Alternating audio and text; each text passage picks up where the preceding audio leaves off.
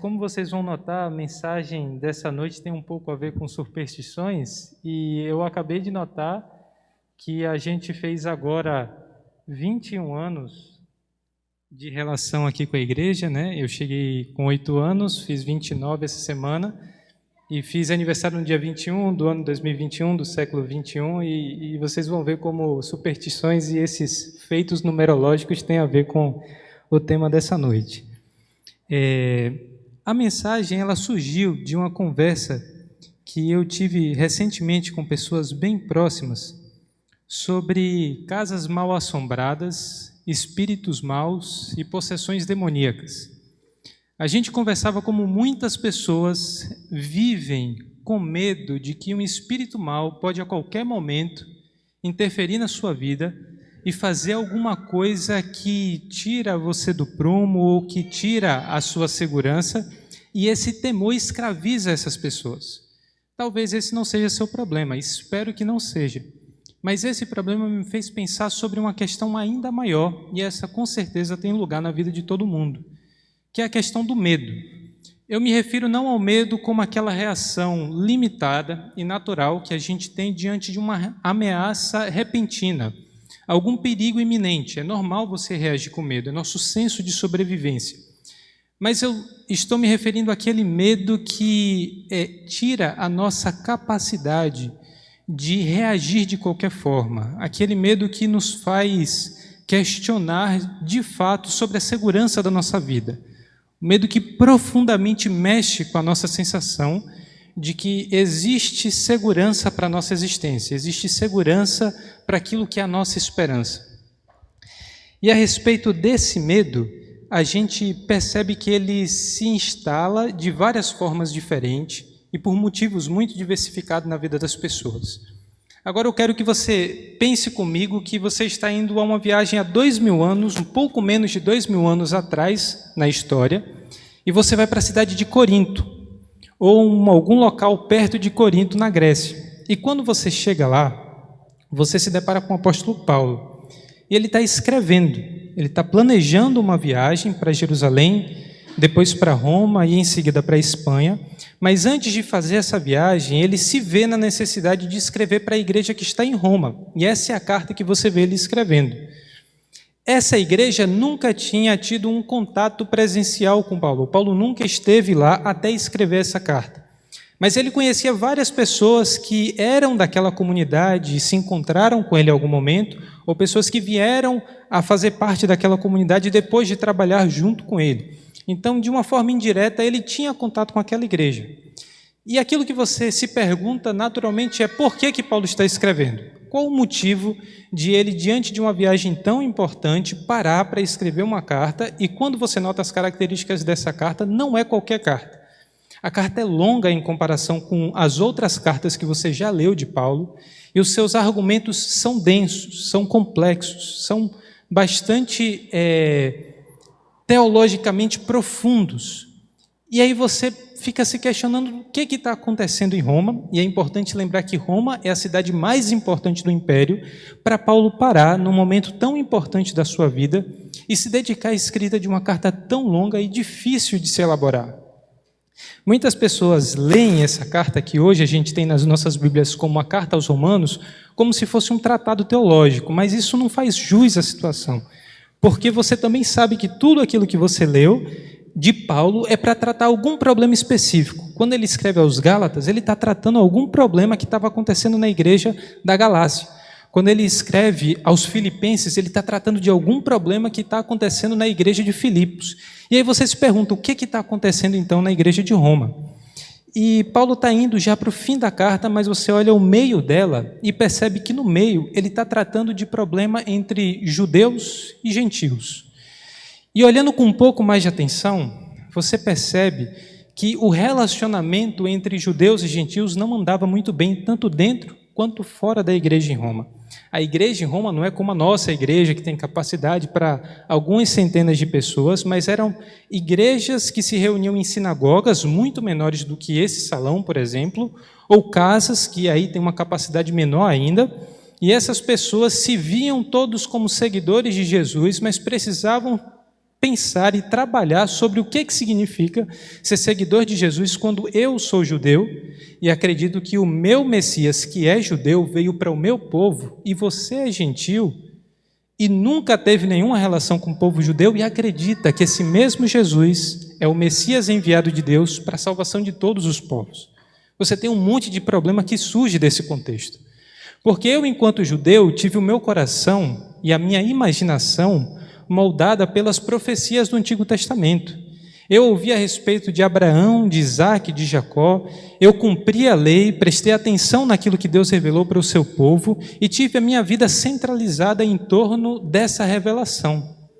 Você que é gentil, nunca tinha ouvido falar dessas profecias até pouquíssimo tempo.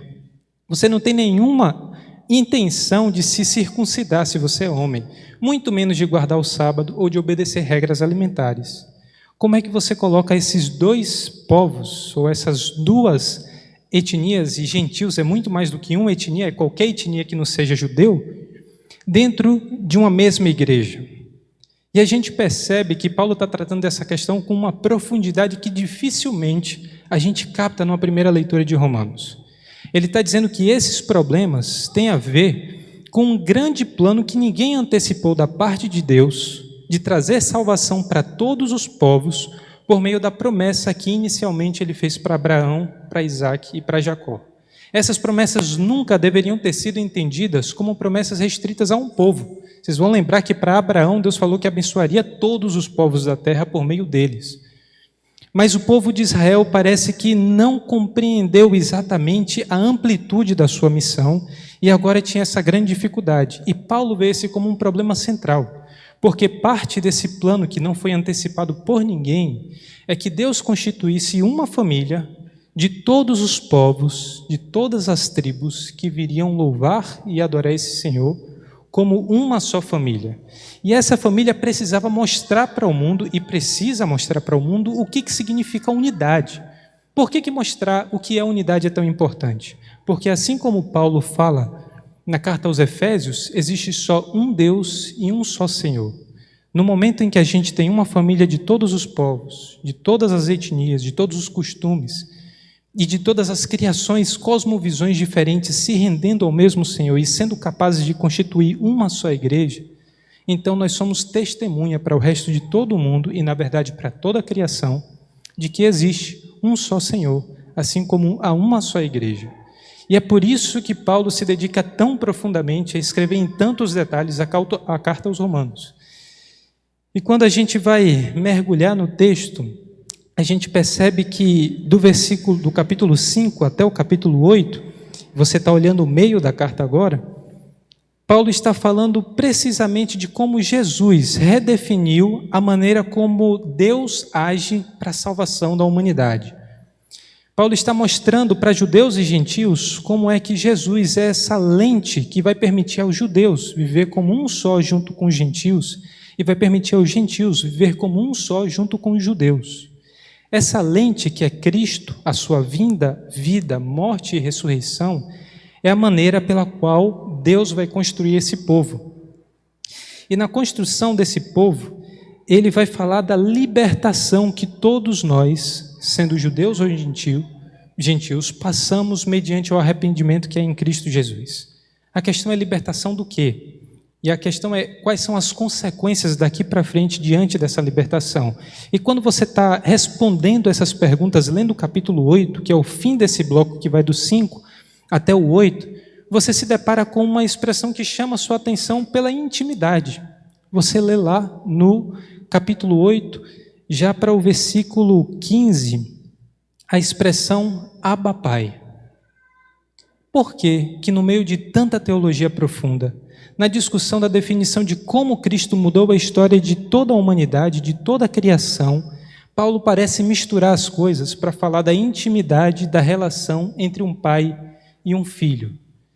Isso não fica muito claro para você. E aí você vai olhar para o texto agora com maior atenção e clareza possível para entender de que forma essa expressão Abba Pai muda completamente a nossa relação com Deus. Eu vou pedir para você abrir a Bíblia em Romanos 8 e a gente vai ler do versículo 12 até o 17. Romanos 8, do 12 ao 17. Eu vou ler na NVI, talvez você tenha uma outra versão, mas o texto não deve apresentar muita diferença. Romanos 8, 12 a 17 diz assim: Portanto, irmãos, estamos em dívida, não para com a carne, para vivermos sujeitos a ela. Pois se vocês viverem de acordo com a carne, morrerão. Mas se pelo Espírito fizerem morrer os atos do corpo, viverão. Porque todos os que são guiados pelo Espírito de Deus são filhos de Deus. Pois vocês não receberam um espírito que os escravize para novamente temerem, mas receberem um espírito que os torna filhos por adoção, por meio do qual clamamos, Abba, Pai.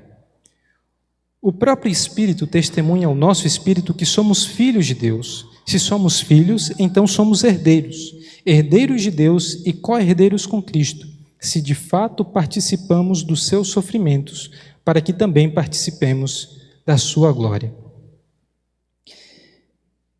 O início do versículo 12 pode ser um pouco difícil de compreender, porque Paulo está no meio de um argumento. Você está pegando o trem andando, ele já começa com um portanto. Se é portanto, é uma conclusão de algo que ele já vinha falando antes.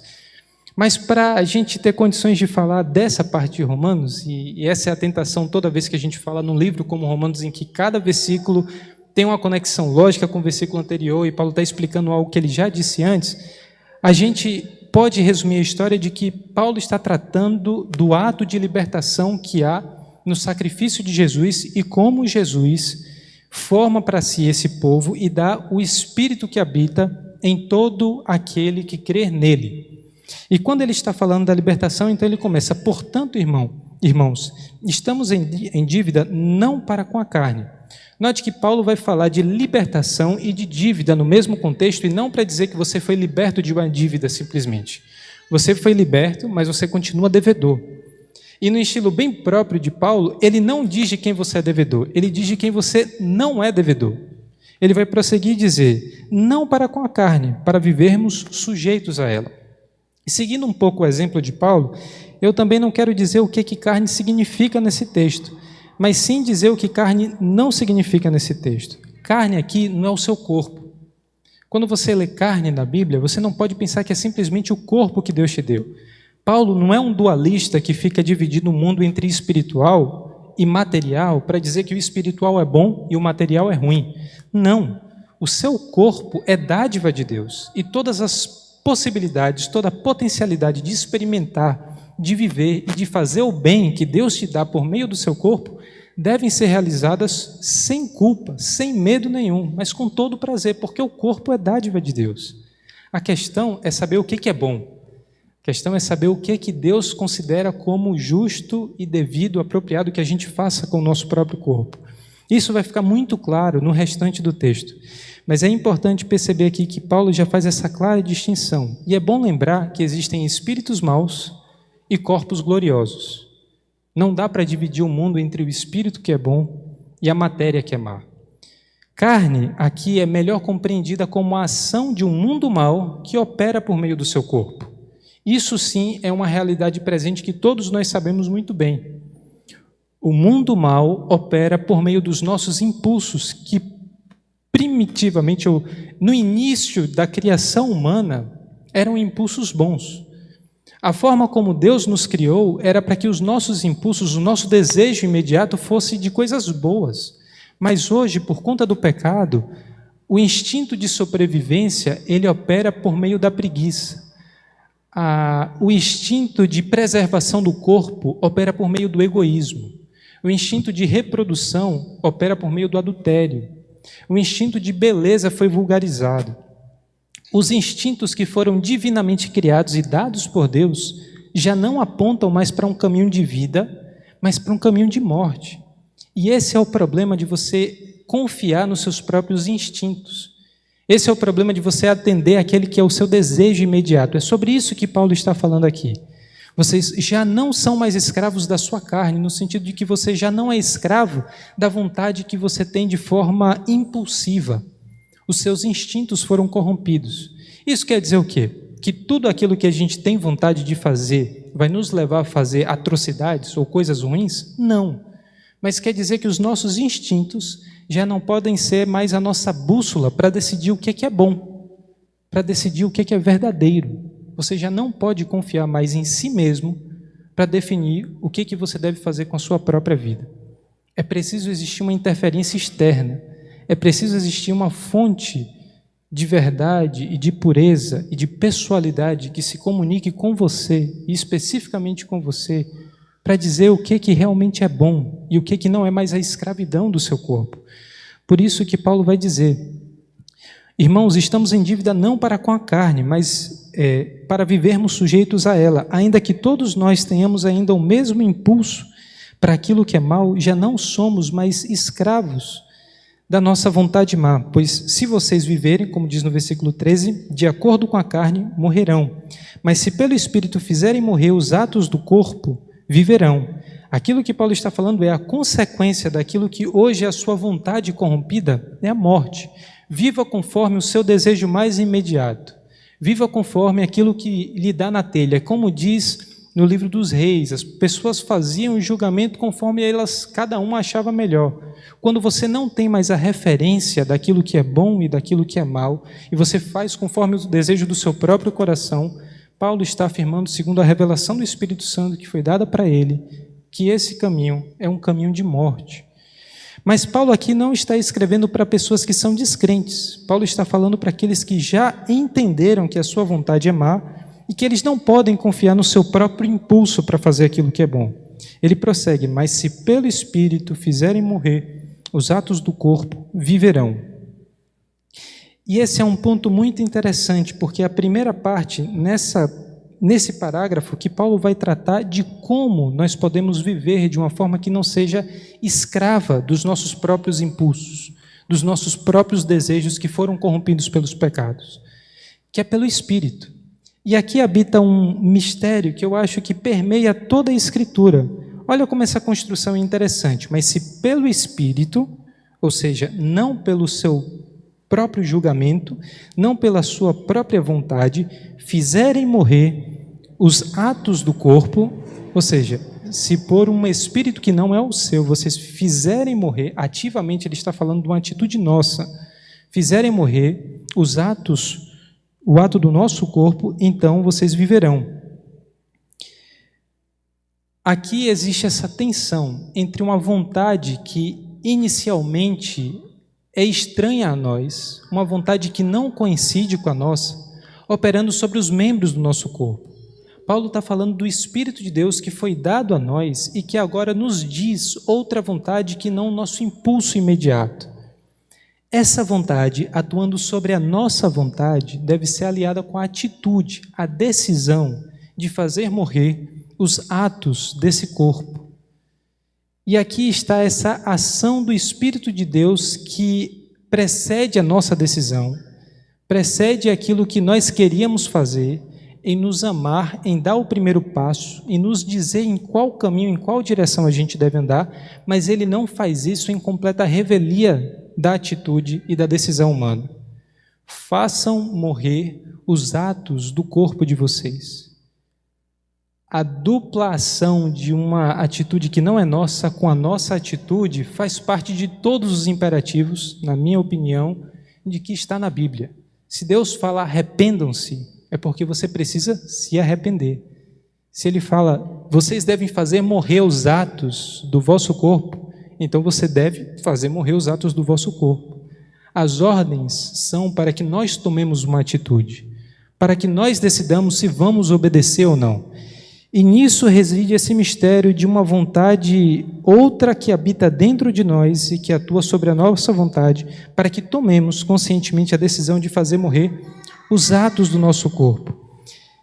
E esse Espírito agora nos conduz para um caminho de vida. Paulo vai desenvolver essa ideia no versículo 14, porque todos os que são guiados pelo Espírito de Deus são filhos de Deus.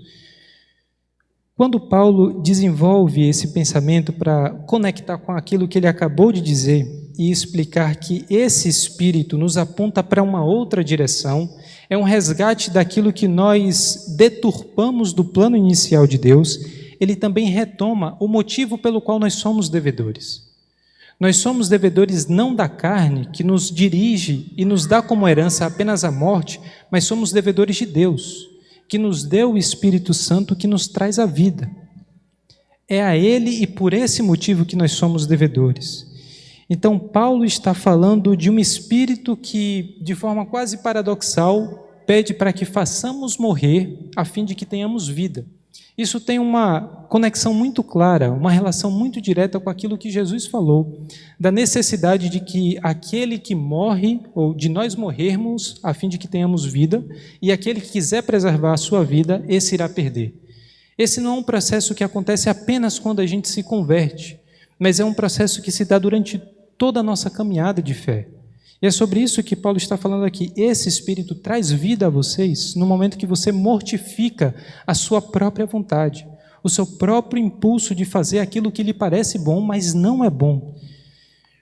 A presença poderosa de Deus que se faz na nossa vida hoje por meio do Espírito Santo é a mesma presença que guiou o povo de Israel quando eles estavam no deserto e que de dia eram guiados por pilares de nuvem e de noite eram guiados por pilares de fogo. Às vezes a gente lê a história de Êxodo e o Pentateuco, que traz eventos tão grandiosos, e fica com um pouco de inveja de não ter presenciado aqueles fatos, e sim os fatos que hoje nos parecem às vezes tão abstratos, tão distantes. Já pensou, você está no deserto e você vê pilares de nuvem acompanhando o povo para fazer sombra no deserto, e pilares de fogo acompanhando o povo para lhes aquecer numa noite que é muito fria. O feito extraordinário de todo dia receber pão que desce dos céus, isso é visível, é concreto, é palpável. Às vezes é quase invejoso da nossa parte ler esse texto. E aquilo que Paulo está falando é, esse Deus que habitou no meio do povo que ele chamava de filho, esse mesmo Deus nos dá um espírito de filho agora e habita em nosso coração. O Deus que antes se fazia presente próximo porque estava num pilar de nuvem e de fogo, se faz presente não porque está próximo, mas porque está dentro. Ele habita em nós. Esse mesmo Deus que lá dava a segurança do povo de que eles herdariam uma terra e de que a presença de Deus no meio do povo era a segurança de que ele iria fazer isso, é o mesmo Espírito que hoje habita no nosso coração para dizer, você é meu filho, e você receberá a herança que eu prometi, porque o Espírito da minha parte habita em você. Esse Espírito não já está próximo do povo, mas está no coração de todo aquele que crê. E Paulo vai prosseguir nos versículos 15 e 16 para dizer, pois vocês não receberam um espírito que os escravize para novamente temerem, mas receberam um espírito que os torna filhos por adoção, por meio do qual clamamos, Abba, Pai. É aqui que Paulo ataca diretamente o problema que motivou a nossa reflexão. Agora que somos filhos de Deus, agora que recebemos o seu Espírito, não somos mais escravos do medo. No momento em que o Espírito de Deus passa a habitar em nosso coração, as razões que eram bem plausíveis para a gente temer que a cada momento algo terrível poderia nos acontecer, já não existe mais. Quem nos separará do amor de Deus? Será morte, será fome, será tribulação? Nenhum motivo há de temor, desse medo de temer pela própria vida para aqueles que estão em Cristo. No momento em que a gente pensa sobre a profundidade e o poder que há em ser feitos filhos de Deus, todas essas reflexões, todas essas hipóteses que a gente cria em nossa mente pelo medo de não saber como será o próximo instante, elas perdem sentido. O instrumento mais poderoso dos tiranos é justamente o medo. Veja como funciona ou funcionou todas as tiranias da história humana. Como é que o poder se perpetua? Por meio do medo. E qual é o instrumento mais poderoso dentro daquilo que são as várias formas de instaurar o medo no coração de alguém que um tirano pode impor a uma pessoa? o medo da morte. A morte é a forma mais poderosa que alguém pode dominar uma outra pessoa. E a ironia de ser cristão, se a gente pode colocar nesses termos, é que a morte é um problema resolvido. A gente costuma ouvir ou dizer que para tudo tem solução, só não tem para a morte. Nem isso é um problema para os cristãos. A morte é um problema resolvido. E obviamente que esse texto não está falando apenas da vida e da morte desse corpo que hoje nós temos, mas sim da morte eterna. E, consequentemente, a morte é um problema resolvido quando a gente pensa na eternidade. Quem poderá impor a morte sobre você uma vez que você está em Cristo Jesus? Se nenhum poder e nenhuma autoridade pode tirar você da condição de filho de Deus, então por que você ainda tem medo? E a gente não está falando do medo limitado, a gente está falando do medo que faz a gente questionar sobre a nossa própria esperança. Paulo está nos assegurando, por meio do Espírito Santo, e na verdade hoje, o Espírito que habita em nós, fala ao nosso Espírito, que somos filhos de Deus, para que nós não vivamos como tem um espírito de medo. Não nos foi dado um espírito de medo para novamente viver pensando, imaginando e temendo o que pode acontecer amanhã. Nos foi dado um espírito de adoção. Nós fomos feitos filhos de Deus. E Paulo não coloca isso de qualquer forma, em qualquer termo, mas ele fala isso em termos íntimos. Abba, Pai. Hoje nós não oramos simplesmente, Deus, nosso Senhor, guarda-nos do mal. Não. Pai nosso que está nos céus, santificado seja o vosso nome. E você vai lembrar a outra parte em que essa expressão aparece na oração de alguém, Abba. Jesus ora assim quando ele está no jardim do Getsêmani. E aquele é um momento de grande tensão, de grande dor, já no jardim do Getsêmani, e de antecipação daquilo que acontecerá na crucificação, mas justamente por esses motivos é um momento de grande intimidade. É o momento em que Jesus chega para o Pai e ora como Abba. Um Pai próximo, um Pai que ouve a sua oração, um Pai que entende todas as dores, todas as dificuldades, as limitações, as dúvidas que você tem. E como é bom, e como é muito melhor, inclusive mais poderoso, quando a gente ora esquecendo dos chavões que a gente costuma usar nas orações. Quando a gente ora motivado por uma grande alegria ou por uma dor muito íntima e nos faz ser sincero, não é sempre que isso acontece na oração, mas eu tenho certeza que você já teve uma experiência como essa. E se você não teve, peça a Deus para ter. Um momento que você ora com total sinceridade, expondo a sua raiva, a sua indignação, a sua gratidão, a sua alegria, a sua segurança. Mas você ora com completa sinceridade a Deus, de tal forma que orar Abba, Pai não é a repetição das palavras que estão em um livro. É a repetição da intimidade que Jesus apresentou no jardim do Getsêmani. Você olha para aquela oração e diz, essa também é a minha oração.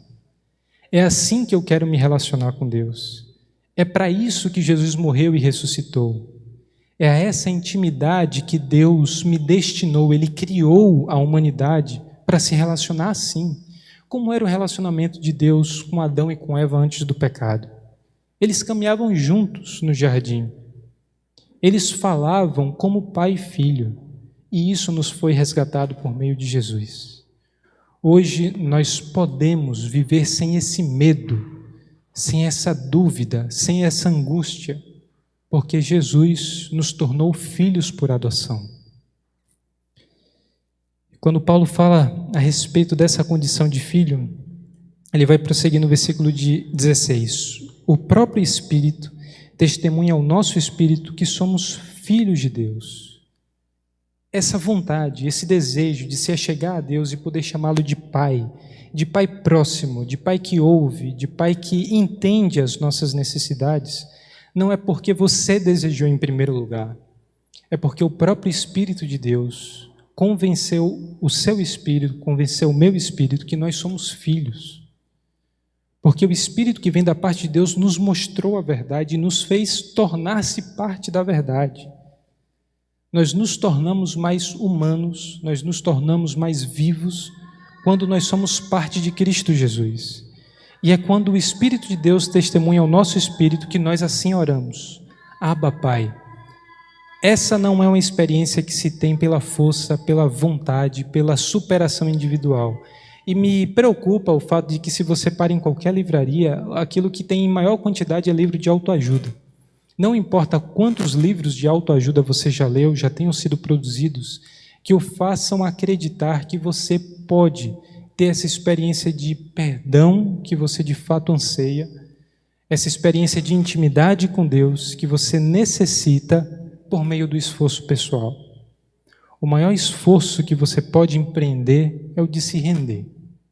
Se renda. Reconheça que Deus é Pai e é bom. Você não. Você é criatura, você é servo, e nem bom servo você é.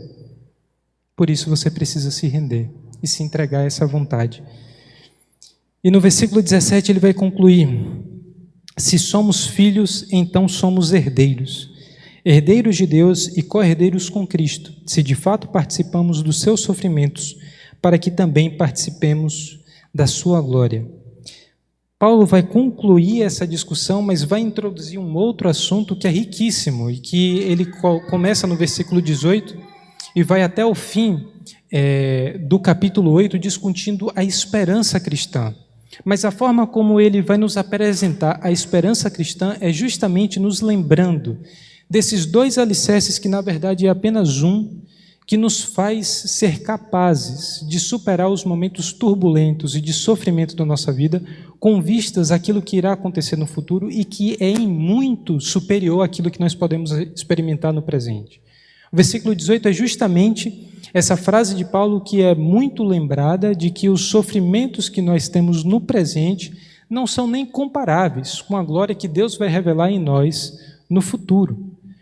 Mas isso só acontece porque nós experimentamos duas condições: nós somos filhos por adoção e nós somos co-herdeiros, herdeiros de Deus e co-herdeiros com Cristo. Isso é, na verdade, um único alicerce, porque nós só somos feitos herdeiros porque nós estamos em Cristo Jesus. Nós só somos filhos porque nós estamos em Cristo Jesus. Apenas o filho que foi perfeitamente gerado da parte do Pai, foi obediente durante toda a sua vida até experimentar a morte de cruz, recebe do Pai a autoridade de reinar sobre todas as coisas. E nós somos parte do corpo que esse Cristo constitui, que é a igreja. É novamente discutindo aquilo que a gente estava falando no começo da mensagem. Deus pretende estabelecer um corpo de todas as nações, de todas as línguas, de todas as culturas, por meio desse único sacrifício que é em Cristo Jesus. E Ele faz isso tornando todos esses povos, todas essas pessoas em filhos, filhos por adoção. E no momento em que a gente é feito filho e é feito herdeiro, é muito fácil a gente perder a noção da proporção do que Deus está tratando aqui. De perder a noção, às vezes por ignorância, às vezes por esquecimento, às vezes por preguiça, de ler a Bíblia com atenção e perceber todas as coisas que foram prometidas ao Filho, para que saibamos aquilo que é a nossa herança. Porque aquilo que foi prometido ao Filho também será desfrutado por nós. Fomos feitos co-herdeiros com Jesus. Se Jesus foi ressuscitado dos mortos por meio do Espírito de Deus, que atuou poderosamente, como diz Efésios 1, em Cristo para que Ele ressuscitasse, então nós também ressuscitaremos. Se a Cristo foi prometido reinar sobre toda a criação do Pai, como um bom governador, para tornar isso tudo aquilo que já deveria ter sido desde o início e muito mais, então nós também reinaremos com Ele. É sobre isso que Apocalipse vai discutir, vai nos revelar. Mas também, se Cristo experimentou o sofrimento nesse período em que Ele esteve aqui, nós também experimentaremos esse sofrimento. É importante você ler esse versículo não como uma chave para conquistar a glória que foi prometida a você como herança. Paulo não está falando de como você deve sofrer a fim de que você também seja glorificado junto com Cristo. Ele está muito mais constatando a forma como Deus estabeleceu que nós fôssemos feitos como imagem e semelhança perfeita do Pai. Qual é a imagem que nós temos do Pai? Cristo. Nós só conhecemos o Deus verdadeiro porque Cristo nos revelou quem Ele era. E é essa imagem que nos foi revelada do Pai por meio de Jesus é que nós estamos sendo conformados. Se Jesus foi formado em sua experiência, no seu ministério, por meio do sofrimento, por meio da reprovação, Paulo está constatando, então nós também seremos feitos à imagem e semelhança de Deus por meio da repetição desse caminho, dessa trajetória. Mas nós devemos experimentar essas tribulações com regozijo no nosso coração. É muito legal a gente ler o livro de Atos e ver que os apóstolos ficaram contentes de serem julgados dignos de receber uma surra, porque eles estavam sendo vistos como semelhantes ao seu mestre. É muito interessante a gente ver o Sermão do Monte, que promete uma bem-aventurança àqueles que são perseguidos por conta do nome de Cristo. É muito interessante a gente ver o capítulo 5 de Romanos, justamente quando ele diz que nós devemos passar por essa tribulação contentes, porque a perseverança vai moldando o nosso caráter, e o caráter aprovado é aquele em que a esperança tem um lugar profundamente arraigado no nosso coração. Paulo está constatando isso. Nos momentos em que o medo ameaçar tomar conta do seu coração, lembre-se que você é filho, você é co-herdeiro com Jesus. Aquilo que foi prometido a Deus Filho é a herança que você irá desfrutar junto com Ele. A morte, que é o pior dos problemas que teríamos que resolver, é um problema resolvido pelo nosso Senhor. E por isso você tem hoje a condição de orar a Deus, Pai, como seu Abba, como seu Pai que o ama, que é próximo e que você deseja abrir completamente o seu coração com todos os sentimentos bons e maus que estão nele, para pedir perdão, para pedir renovo, para pedir força, para pedir que Ele atue da mesma forma como Ele atuou com o nosso Senhor, em completa fidelidade, para que Ele atue como Ele tem agido com o seu povo durante toda a história, com completa graça. Ore a Deus como sendo esse Deus próximo, como esse Deus paterno, que é capaz de lhe livrar de todo o mal que pode trazer desespero ao seu coração. E se você ainda não fez essa oração, essa é a oportunidade que você tem de se render e de chamar Deus de seu Pai, de se arrepender, de ter atendido aos impulsos maus, que você sabe que eram maus e ainda assim você fez, para que você receba uma nova vida, uma esperança que não pode ser desfeita, que não pode ser de qualquer forma diminuída, retirada do seu coração, por conta das tribulações, das dificuldades que você irá passar nesse momento muito breve, quando comparado à vida eterna que é em Jesus. Senhor nosso Deus e Pai, nós oramos ao Senhor como nosso Pai. Nós oramos ao Senhor pedindo que o medo que em muitos momentos escraviza o coração das pessoas não escravize mais o nosso coração. Que o Espírito que o Senhor enviou para que nos desse completa esperança possa renovar em nossa mente, em nosso sentimento, em nossas emoções a convicção de que o Senhor é o nosso Pai e que o Espírito que habita em nós é a garantia da herança que o Senhor nos prometeu. Que o Espírito que habita em nós é a garantia de que o Senhor está próximo, de que o Senhor está conosco. Nós pedimos para que o medo não continue a ceifar tantas esperanças, para que o medo não continue a causar tanta escravidão pelo mundo, mas que haja libertação e que haja mais pessoas que façam parte desse povo único que o Senhor tem constituído ao longo da história. E esse povo único de remidos, perdoados, pessoas que se rendem ao Senhor e encontram em Ti a completa segurança para a sua vida. Nós pedimos para que o Senhor traga a alegria de viver conforme essa verdade, viver a vida da ressurreição no tempo presente e que nós sejamos renovados pela Tua presença. Em nome de Jesus. Amém.